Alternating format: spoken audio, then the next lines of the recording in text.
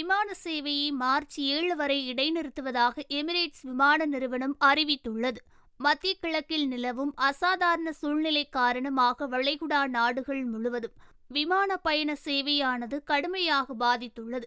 Iran மற்றும் Israel America இடையே நிலவும் போரின் காரணமாக பிப்ரவரி 28 முதல் வான்வழி மூடப்பட்டதிலிருந்து அமீரகம் உட்பட அனைத்து வளைகுடா நாடுகளிலும் விமான சேவை பாதிப்புக்குள்ளானது. இத்தகைய சூழலில் துபாயின் முதன்மை விமான நிறுவனமான எமிரேட்ஸ் துபாயிலிருந்து இயக்கப்படும் துபாயிலிருந்து செல்லும் அதன் அனைத்து விமானங்களையும் மார்ச் 7 வரை தற்காலிகமாக இடைநிறுத்துவதாக மீண்டும் அறிவித்துள்ளது. இருப்பினும் அதன் வரையறுக்கப்பட்ட சிறப்பு விமானங்கள் குறிப்பிட்ட இடங்களுக்கு தொடர்ந்து இயங்குவதாகவும் தற்போது முன்னுரிமையாக முந்தைய பதிவுகளை கொண்ட வாடிக்கையாளர்களுக்கு இடமளிப்பதாகவும் தெரிவித்துள்ளது.